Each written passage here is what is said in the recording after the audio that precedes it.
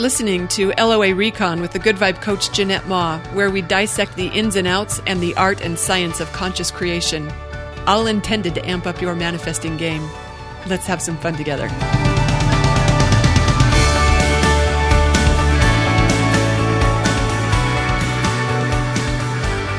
Looks like we've got a purring cat in this episode. As soon as I sat down to record, Elsa decided to come sit in my lap. So I guess we got purring kitties in this episode.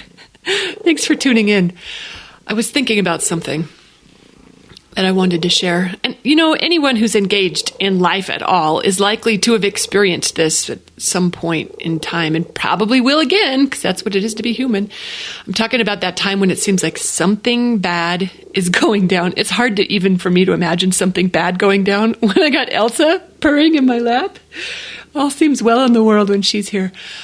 But yeah, you know, there are those occasions when it's like something's happening we don't like and there's nothing we can do about it.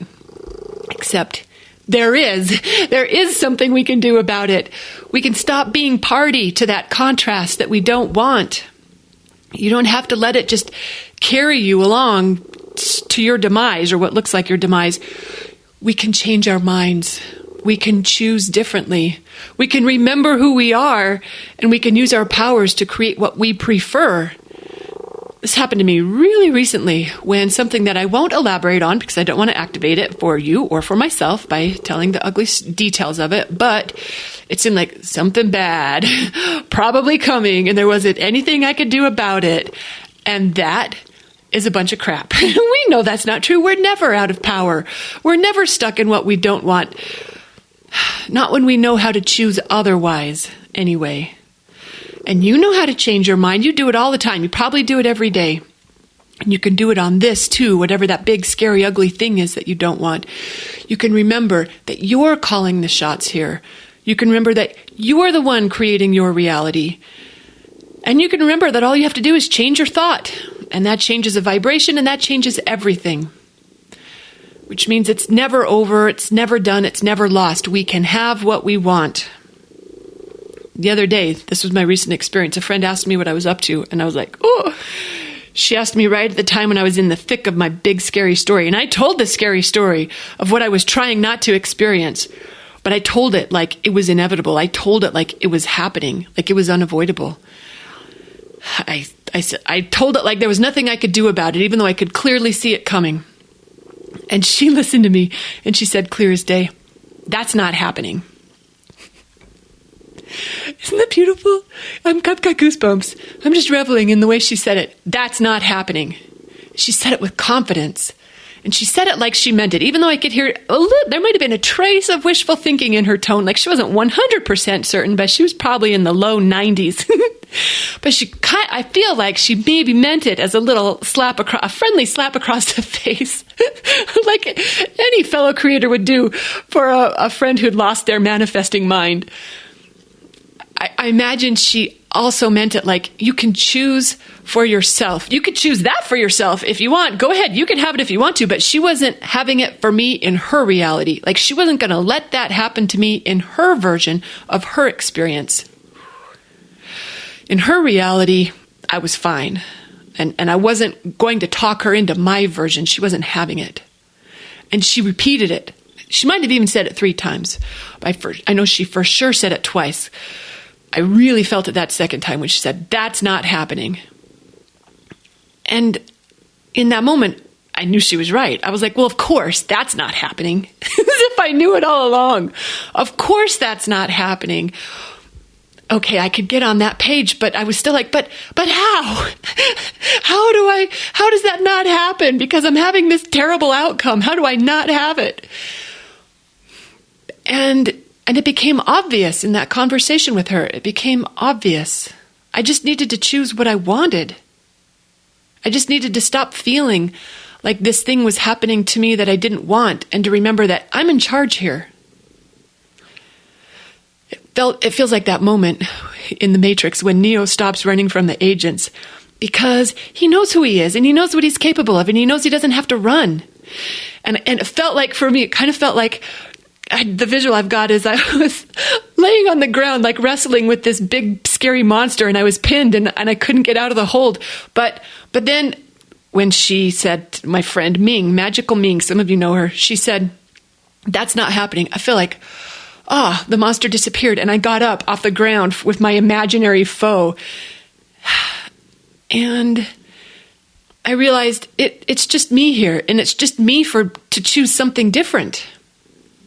And I didn't pick something different in that red hot moment. I wasn't there yet. But I did let that new thought take hold. That thought that what I didn't want didn't have to become so. It could be different. And I let that thought gain a little more power. I let it grow a little bit more inside before I acted on it. And I remembered who I was. I remembered who I am. I remembered that everything could just as well be fine as it could be cow shit. I guess this is an explicit episode now. I was trying not to swear. And then I geared up to decide that it was going to be fine. I didn't know how it was going to be fine yet, but I know I don't have to know how. I just have to be willing to decide that, to choose that. I just have to be willing to drop the fear of what I don't want and know that it could be different. And if I stop feeling like this scary thing is inevitable, then I create a crack, an opening for universe to give me something different. And when I get on board with something different by being willing to feel different, even if all I feel is empowered and capable again, then I'm really giving universe something good to roll with. I got the good mojo flowing. Especially when I could realize something like, hey, this thing that I thought was so scary, it's not that big a freaking deal. Why would I scare myself like that? That's kind of ridiculous when you think about it. It was kind of blowing things out of proportion. Because I'm an eternal being. We all are. Nothing can ever go wrong for me. It's like the system is rigged for my happily ever after. I literally can't go wrong. And that knowing, that vibration, it changes everything. I don't know if you remember this. I've mentioned it before, maybe not in this podcast.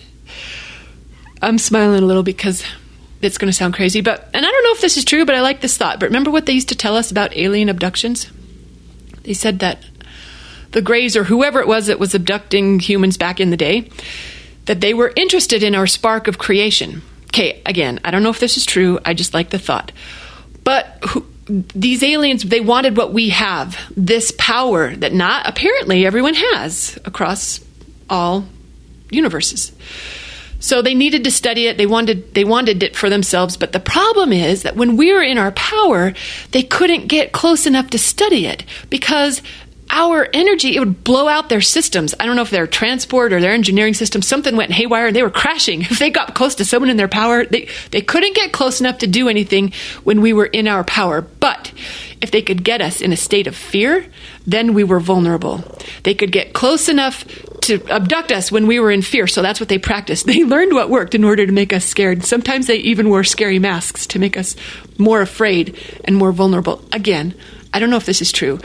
It kind of sounds probably not, but I still like this thought because just in case, it's worth remembering that all we had to do to avoid an unwanted alien abduction or getting fired from our jobs or losing our homes or whatever we're really afraid of, all we have to do is stay out of fear because in fear we have no power.